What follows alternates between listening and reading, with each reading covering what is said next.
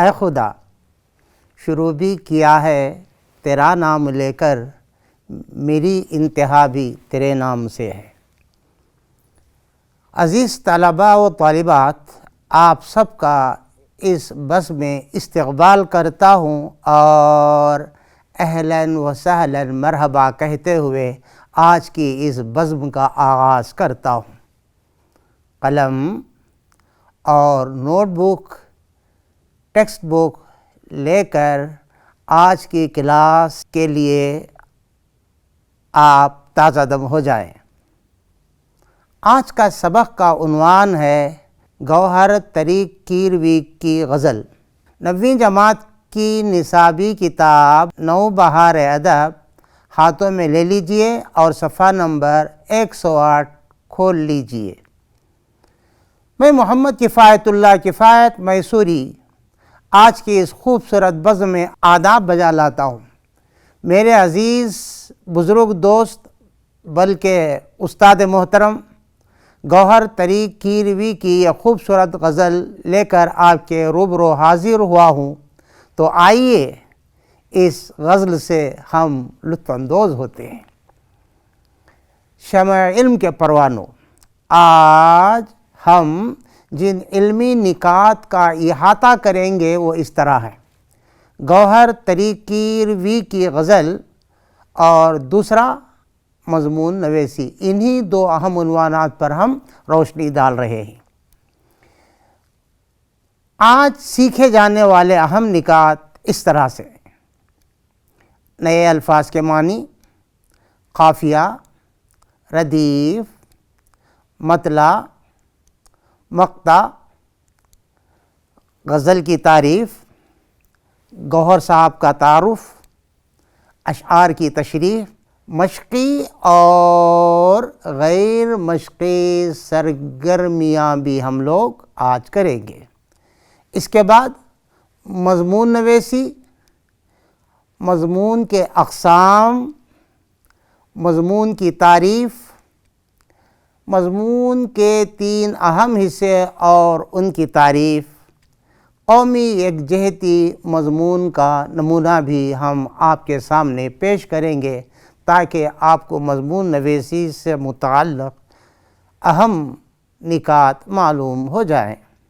شمع علم کے پروانوں، کیا آپ جانتے ہیں میرا اور اس عظیم شاعر کا تعلق کس سرزمین سے ہے؟ ایک ہنٹ دیتا ہوں، اشارہ دیتا ہوں، سوچ کر بتائیے کہ کون سا شہر ہو سکتا ہے۔ اس عظیم شاعر کا تعلق اس سرزمین سے ہے جو کسی کی بیٹی اور بہو سے نہیں بلکہ ٹیپو سلطان کے لہو سے روشن ہے۔ کیا آپ بتا سکتے ہیں کون سا شہر ہوگا؟ جی ہاں، شہر میسور۔ شاعر سے آپ کو متعارف کرواتے ہیں۔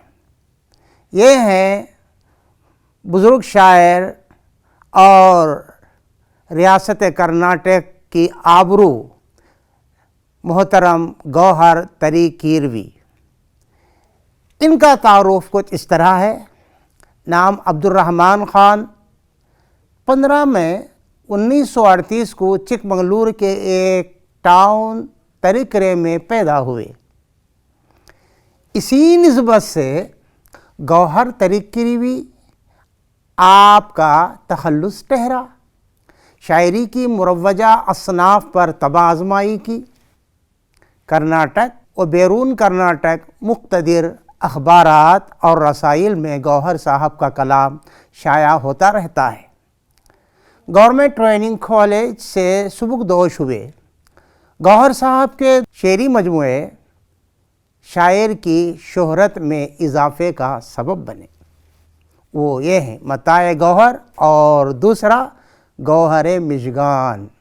فی الحال شہر میسور راجیو نگر میں، راجیو نگر ایک علاقے کا نام ہے جہاں آپ سبکدوشی کی زندگی بسر کر رہے ہیں۔ سب سے پہلے ہم غزل کا خاموش مطالعہ کریں گے۔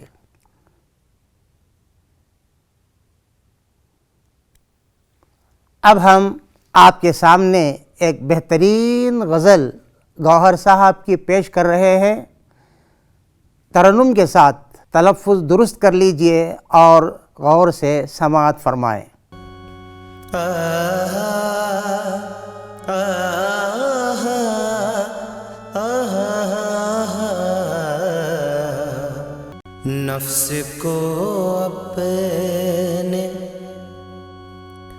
نفس کو اپنے سرخ رو رکھنا، نفس کو اپنے سرخ رو رکھنا، نفس کو اپنے سرخ رو رکھنا، کوئی دل میں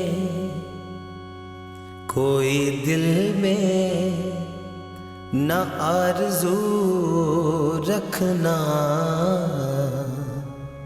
کوئی دل میں نہ آرزو رکھنا، چاک دامن کے سارے سل جائیں، چاک دامن کے سارے سل جائیں، اتنی گنجائش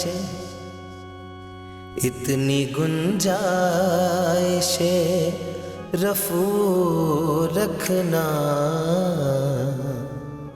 نفس کو اپنے سرخ رو رکھنا، جھوٹ کب بولتا ہے آئینہ، جھوٹ کب بولتا ہے آئینہ، اپنی تصویر روبرو رکھنا، اپنی تصویر روبرو رکھنا، نفس کو اپنے سرخ رو رکھنا، بس سقم کا یہی تقاضا ہے، بس سقم کا یہی تقاضا ہے، بس سقم کا یہی تقاضا ہے، لفظ و معنی کی آبرو رکھنا، لفظ و معنی کی آبرو رکھنا، نفس کو اپنے سرخ رو رکھنا، میرا شیوا کبھی نہیں گوہر، میرا شیوا کبھی نہیں گوہر، طرز اظہار میں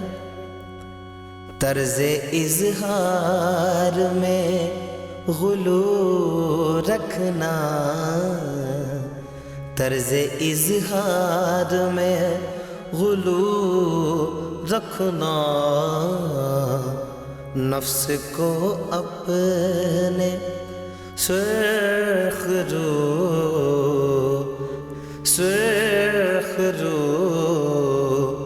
رکھنا۔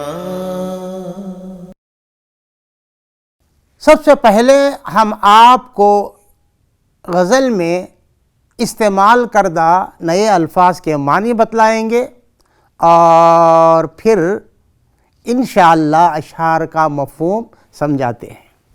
نفس، دل، گنجائش، امکان، رفع، ٹانک لگانا آپ کی نصابی کتاب میں ہے، لیکن میں سمجھتا ہوں یہاں پر پیون کاری مناسب لفظ ہے۔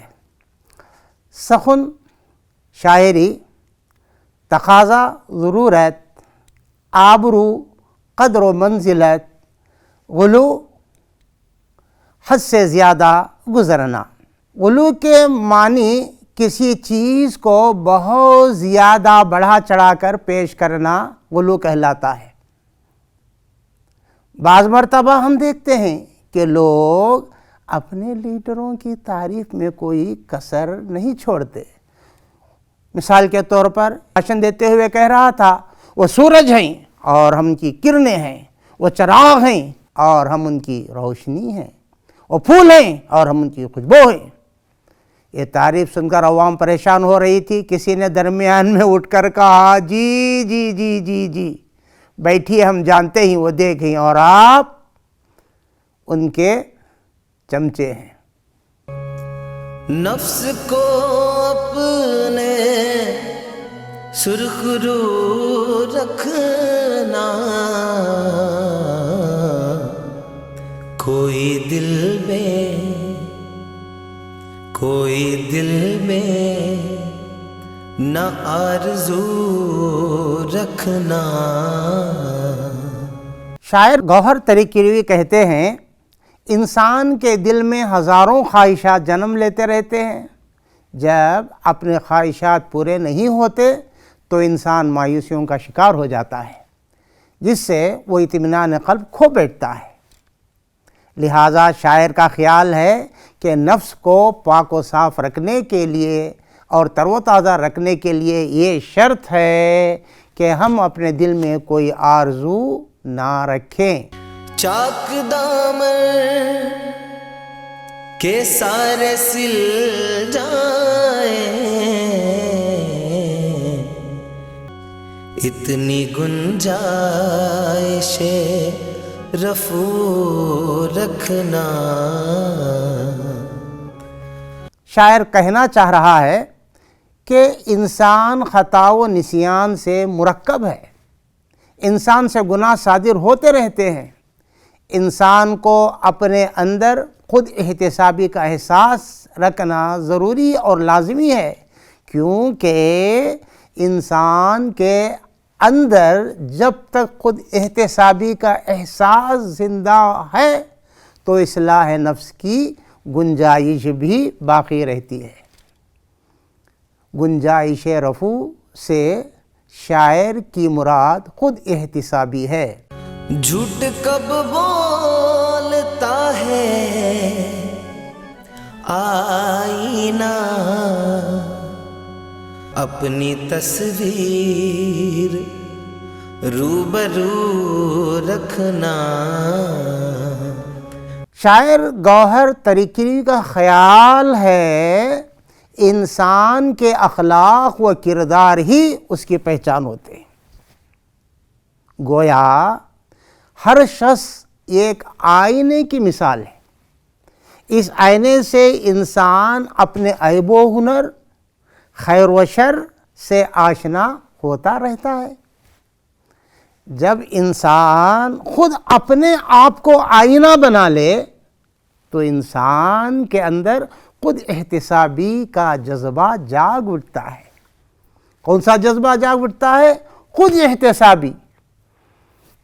احتسابی کا جذبہ جاگ اٹھتا ہے، اور جب یہ جذبہ جاگ اٹھتا ہے تبھی اصلاح ممکن ہے۔ بس اپن کا یہی تقاضا ہے، لفظ و معنی کی آبرو رکھنا۔ شاعر گوہر طریق کیروی کا ماننا ہے کہ ہر شاعر کا کلام، ہر ادیب کا شہپارہ اس کے احساسات و جذبات کی ترجمانی کرتا ہے۔ لہٰذا شاعر کی فکر نہایت واضح اور پاکیزہ خیالات کی حامل ہونی چاہیے۔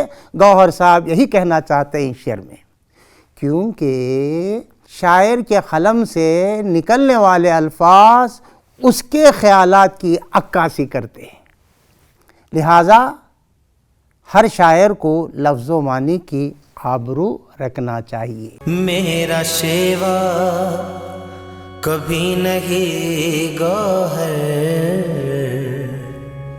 طرز اظہار میں غلو رکھنا۔ مقطع کہلاتا ہے، انہوں نے اپنا یہاں پر تخلص استعمال کیا ہے، میرا شیوا کبھی نہیں گوہر، طرز اظہار میں غلو رکھنا۔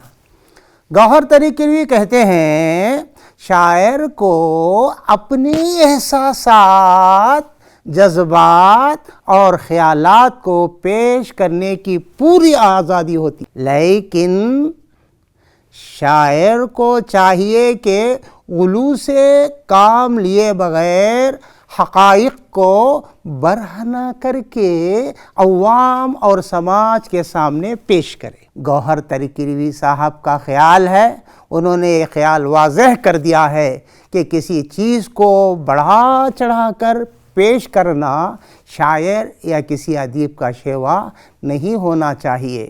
شاعر کے نزدیک سرخ روئی کے لیے کیا شرط ہے؟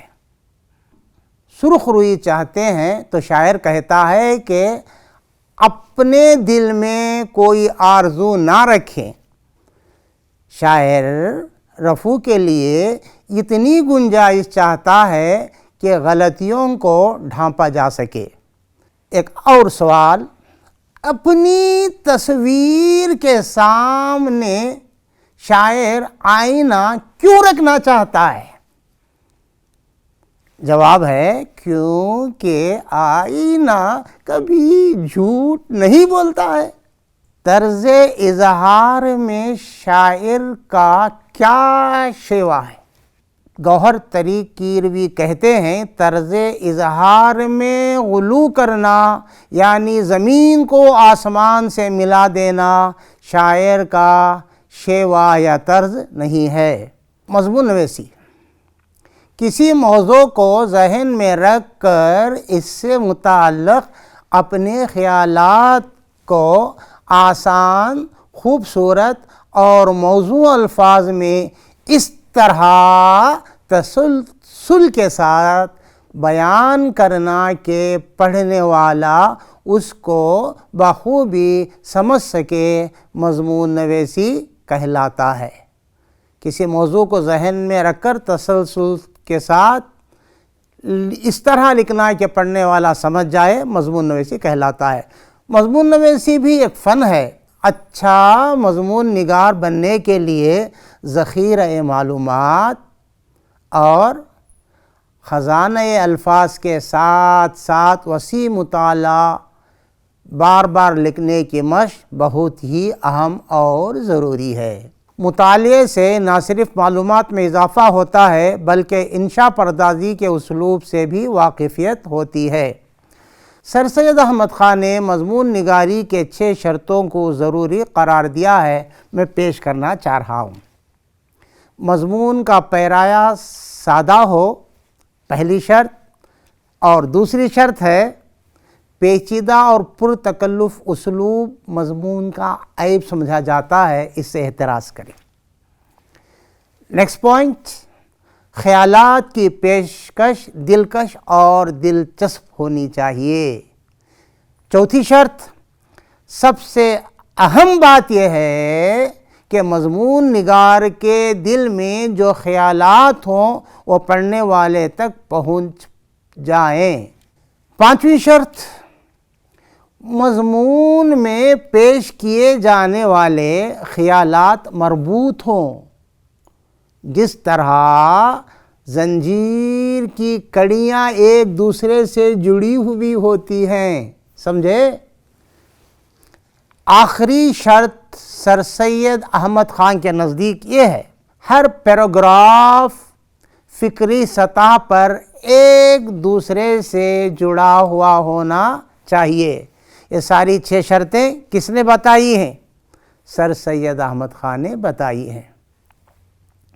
آئیے اب اور آگے بڑھتے ہیں۔ مضامین 3 طرح کے ہوتے ہیں، بیانیہ مضامین، حکاییہ مضامین اور فکری مضامین۔ بیانیہ مضامین وہ مضامین ہیں جن میں کسی شخص، عمارت یا کسی جاندار کا مفصل ذکر ہو، جیسے لال قلعہ یا ڈاکٹر عبدالکلام۔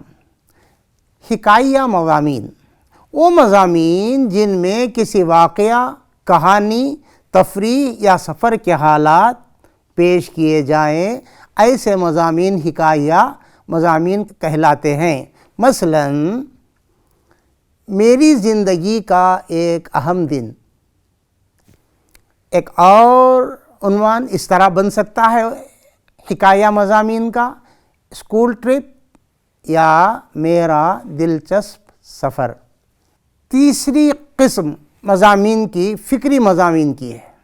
ایسے مضامین جن کی بنیاد تمام تر خیالات اور افکار پر مبنی ہوتی ہے، جیسے اگر میں اسکول کا ہیڈ ماسٹر بن جاؤں تو آپ کیا کر سکتے ہیں، پیش کرنا ہے۔ وقت کی اہمیت، مضمون نویسی کے اصول، کسی بھی عنوان پر اظہار خیال سے پہلے اپنے ذہن میں ایک خاکہ تیار کرنا لازمی ہے۔ اسی کو بنیاد بنا کر مضامین کو شکل و صورت میں ڈھالا جاتا ہے۔ مضمون کے 3 حصے ہوتے ہیں، آئیے میں بتا دیتا ہوں۔ تمہید، تعارف، اسے انگلش میں انٹروڈکشن کہتے ہیں، اور دوسرا حصہ نفس مضمون، اس کا اور نام ہے اصل مضمون، یا ایک اور نام متن بھی کہا جاتا ہے، اور تیسرا حصہ مضمون کا ہوتا ہے خاتمہ یا اختتام۔ اس کو سمجھنے کی کوشش کرتے ہیں، تمہید، نفس مضمون اور خاتمہ کیا ہے۔ عزیز طلباء، یہ مضمون کا اہم اور ابتدائی حصہ ہوتا ہے۔ ابتدا اچھی ہو تو ظاہر بات ہے اس سے نفس مضمون پڑھنے کا شوق باقی رہے گا۔ اس میں پراثر اور زوردار جملے لکھے جائیں تاکہ قاری کے دل میں دلچسپی باقی رہے۔ نفس مضمون، اصل مضمون، متن، تینوں ایک ہی نام ہے۔ یہ مضمون کا درمیانی حصہ ہوتا ہے۔ اس میں موضوع سے متعلق تفصیلات لکھے جاتے ہیں۔ یہاں ایک بات یاد رکھیے کہ اس میں مختلف پیراگراف کا ہونا ضروری ہے۔ آپ کو معلوم ہونا چاہیے کہ پیراگراف میں ایک ایک بات کو یا ایک ایک خیال کو ظاہر کیا جاتا ہے۔ مثال کے طور پر کسی چیز فائدے بتا رہے ہیں تو ایک پیراگراف، نقصان بتا رہے ہیں ایک پیراگراف، اس سے پہلے آپ نے تمہید لکھی وہ ایک پیراگراف، خاتمہ آپ لکھ رہے ہیں تو یہ الگ پیراگراف ہوگا۔ یہ مضمون خاتمہ یا اختتام یہ مضمون کا آخری حصہ ہوتا ہے۔ اس حصے میں مضمون نگار اپنے خیالات کا نچوڑ پیش کرتا ہے۔ بات سمجھ میں آ رہی ہے؟ یہ اہم حصہ ہے۔ تو اپنے خیالات کا نچوڑ پیش جب آپ کر رہے ہیں تو مضمون کا اس میں خلاصہ آ جانا چاہیے، اور یہ خلاصہ پڑھنے والے کی سمجھ میں آنا چاہیے، اسی وقت یہ آپ کی محنت کارگر ہوگی۔ یہاں اس بات کا خیال رکھنا لازمی ہے کہ خاتمہ پڑھنے پر قاری مطلب پڑھنے والا مضمون کا نچوڑ اخذ کر سکے، اسے معلوم، ایک پیراگراف پڑھ لے تو معلوم ہو جانا کہ آپ کیا کہنا چاہا ہے۔ میں آگے بڑھتا ہوں۔ نمونے کے طور پر یہاں پر ایک مضمون پیش کیا جا رہا ہے، آپ اس کو دیکھیے، میں بھی اس کو پڑھتا ہوں۔ قومی یکجہتی، گلہائے رنگ رنگ سے ہے رونق چمن، اے ذوق اس چمن کو ہے زیب اختلاف سے۔ دوسری قوموں کے درمیان آپسی میل جول، پیار و محبت کا جذبہ جو ہمارے دلوں میں پنہا ہے، اسی پاکیزہ جذبے کا نام قومی یکجہتی ہے۔ قومی یکجہتی کی اہمیت اور افادیت کے تعلق سے زیادہ کہنے کی ضرورت نہیں ہے، کیونکہ آج اس کی جس قدر ضرورت ہے اس سے پہلے کبھی نہیں رہی تھی۔ یہ بات اظہر من الشمس ہے کہ جن قوموں کے درمیان اتحاد و اختلاف نہیں ہوتا، وہ قومیں ترقی کے بجائے تنزل، خوشحالی کے بجائے خستہ حالی، بلندی کے بجائے پستی کی طرف تیزی سے جانے لگتے ہیں۔ لہٰذا اگر ہم سب محبان وطن چاہتے ہیں کہ اپنا اور ہمارا ملک ترقی کرے، تو ہم سب کو محبت و الفت کے راستے میں ایک دوسرے کا ہاتھ تھامے آگے بڑھنا ہوگا۔ علامہ اقبال نے سچ کہا ہے، مذہب نہیں سکھاتا آپس میں بیر رکھنا، مذہب نہیں سکھاتا آپس میں بیر رکھنا، ہندی ہے ہم وطن ہے ہندوستان ہمارا۔ یہ بات تو سب جانتے ہیں کہ دنیا کا کوئی مذہب کسی مذہب کی توہین کرنا نہیں سکھاتا، کوئی قوم کسی قوم کو ذلیل کرنے کی تعلیم نہیں دیتی، کسی مذہب کا پیشوا کسی کا خون خرابہ کرنا نہیں سکھاتا۔ اسلام میں یہاں تک کہا گیا ہے کہ تم دوسرے قوم کے خداؤں کو گالیاں مت دو، ورنہ وہ لوگ تمہارے خداؤں کو گالیاں دیں گے۔ دراصل سچ بات تو یہ ہے کہ مذہبی تعلیمات نہیں بلکہ خود ہم اپنے مذہبی تعلیمات کو پسے پش ڈال کر ہم ایک دوسرے کا خون کے پیاسے ہو گئے ہیں۔ محبان قوم اپنی تعلیمات کو بھلا بیٹھے ہیں، جس سے ملک و قوم کے دشمنوں کی ہمت افزائی ہو رہی ہے۔ ہندوستان اندر سے کھوکھلا ہوتا جا رہا ہے اور ہماری آزادی کو بہت بڑا خطرہ لاحق ہو رہا ہے۔ مذکور بالا نکات ہمیں یہ بات سوچنے پر مجبور کرتے ہیں کہ ہم سب اپنے چھوٹے موٹے اختلافات کو بالائے طاق رکھ کر قوم اور ملک اور مادر وطن کی ترقی کے لیے ایک دوسرے کا ہاتھ تھامے آگے بڑھیں اور ساتھ مل جل کر چلنے کی کوشش کریں، ورنہ ایک دن آئے گا کہ ہمارا ملک کئی حصوں میں تقسیم ہو جائے گا، تمہاری داستان تک بھی نہ ہوگی داستانوں میں۔ اسی کے ساتھ آج کی یہ کلاس اختتام کو پہنچتی ہے۔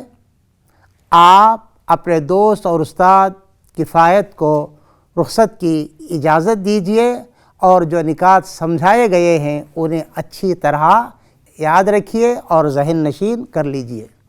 میں محمد کفایت اللہ آپ سے رخصت ہونے سے پہلے ایک دو باتیں کہنا چاہتا ہوں۔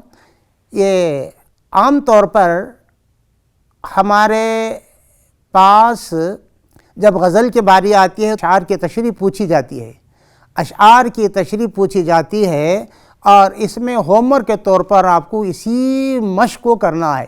یہ ہوم ورک آپ کا یہی ہے کہ آپ اپنے الفاظ میں گوہر تری کیروی کے غزل کے اشعار کی تشریح لکھیں۔ یہ آپ کا ہوم ورک ہے۔